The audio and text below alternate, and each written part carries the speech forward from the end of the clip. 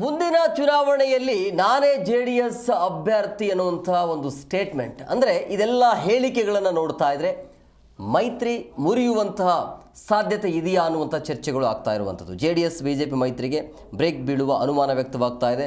ನನ್ನ ಪಕ್ಷ JDS, ನನ್ನ ನಾಯಕ ಕುಮಾರಸ್ವಾಮಿ. ಕುಮಾರಸ್ವಾಮಿ ತೆಗೆದುಕೊಳ್ಳುವ ನಿರ್ಧಾರಕ್ಕೆ ನಾನು ಬದ್ಧನಾಗಿರ್ತೇನೆ ಅಂತ ಮಂಡ್ಯದಲ್ಲಿ ಮಾಜಿ ಶಾಸಕ ರವೀಂದ್ರ ಶ್ರೀಕಂಠಯ್ಯ ಈ ರೀತಿಯಾಗಿ ಹೇಳಿಕೆಯನ್ನು ಕೊಟ್ಟಿದ್ದಾರೆ. ಮೈತ್ರಿ ಬಗ್ಗೆ ಶಾಕಿಂಗ್ ಹೇಳಿಕೆಯನ್ನು ಕೊಟ್ಟಿರುವಂಥದ್ದು JDSನ ಮಾಜಿ ಶಾಸಕರು. ಮುಂದಿನ ಚುನಾವಣೆಯಲ್ಲಿ ನಾನೇ ಅಭ್ಯರ್ಥಿನಿ ಆಗ್ತೀನಿ ಅಂತೇಳಿ. ಹಂಗಾಗಿ ಎಲ್ಲ ಒಂದು ಕಡೆ ಮೈತ್ರಿ ಹೊಂದಾಣಿಕೆ ಆಗ್ತಿಲ್ವಾ ಏನೋ ಗೊತ್ತಿಲ್ಲ. ಈ ರೀತಿಯ ಸ್ಟೇಟ್ಮೆಂಟ್ ಬಂದಿರುವಂಥ ಹಿನ್ನೆಲೆಯಲ್ಲಿ ಈ ರೀತಿಯ ಚರ್ಚೆಗಳು, ಅನುಮಾನಗಳು ಈಗ ವ್ಯಕ್ತವಾಗ್ತಾ ಇದೆ.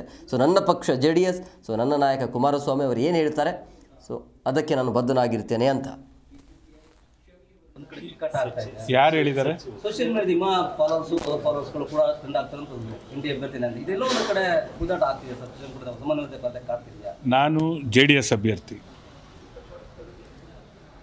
ಹಾಗಾದ್ರೆ ಮುಂದಿನ ಚುನಾವಣೆಗಳಲ್ಲಿ ಏನಾದರೂ ನಾನು JDS ಅಭ್ಯರ್ಥಿ ಈ ರಾಜ್ಯದಲ್ಲಿ. ಅಂದ್ರೆ ಸರ್, ಅಂದ್ರೆ ನಿಮ್ಮ ಮಾತಿನ ಅರ್ಥ ಮುಂಬರುವಂತಹ ಚುನಾವಣೆಗೆ ನೀವು ನಿಮ್ಮ ಮಿತ್ರ ಪಕ್ಷ ಇದೆ, ನನ್ನ ಪಕ್ಷ, ನನ್ನ ನಾಯಕ ಕುಮಾರಸ್ವಾಮಿ, ನನ್ನ ಪಕ್ಷ JDS. ಕುಮಾರಣ್ಣ ತಗೊಳ್ಳೋ ನಿರ್ಧಾರಗಳ ಜೊತೆ ನಾವಿರ್ತೀವಿ. ಮುಖ್ಯವಾಗಿ ರವೀಂದ್ರ ಶ್ರೀಕಂಠಯ್ಯ ಕಾರ್ಯಕರ್ತರು ಪರ ನಿಲ್ತಾ ಇಲ್ಲ ಕ್ಷೇತ್ರದಲ್ಲಿ ಅಂತ ಹೇಳಿ ಸುಮಾರು ಆಗಲಿ ಕಾರ್ಯಕರ್ತರೆಲ್ಲ ಬೇರೆ ಬೇರೆ ಪಾರ್ಟಿಯಿಂದ ಹೋಗ್ತಾ ಇದ್ದಾರೆ. ಕೆಲವೊಂದು ಕಡೆ ಇದು ನಿಮ್ಮ ನಿರ್ಲಕ್ಷ್ಯತೆ ಆಗ್ತಿದೆ ಸರ್. ಶ್ರೀರಂಗಪಟ್ಟಣದಲ್ಲಿ ಇತಿಹಾಸನೇ ಇದೆ. ಮೀರ್ ಸಾಧಕರು ಅಂತ ಒಂದು ಹೆಸರಿದೆ, ಕೇಳಿದಿರಾ?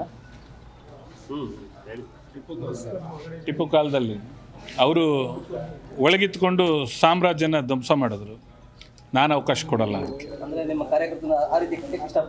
ನನ್ನ ಕಾರ್ಯಕರ್ತರು ಯಾಕೆ ಆ ಥರ ಆಗ್ತಾರೆ? ನನ್ನ ಕಾರ್ಯಕರ್ತರು, ನನ್ನ ಪಕ್ಷದ ಕಾರ್ಯಕರ್ತರು, ನನ್ನ ಕಾರ್ಯಕರ್ತರು ಈ ಜಿಲ್ಲೆಯ ಜನರ ಪರವಾಗಿರೋರು, ಈ ಜಿಲ್ಲೆಯ ಅಭಿವೃದ್ಧಿಗಿರೋರು ನನ್ನ ಕಾರ್ಯಕರ್ತರಲ್ಲ. ನಾನು ಹೇಳಿದ್ದು ಮೀರ್ ಸಾಧಕರನ್ನ.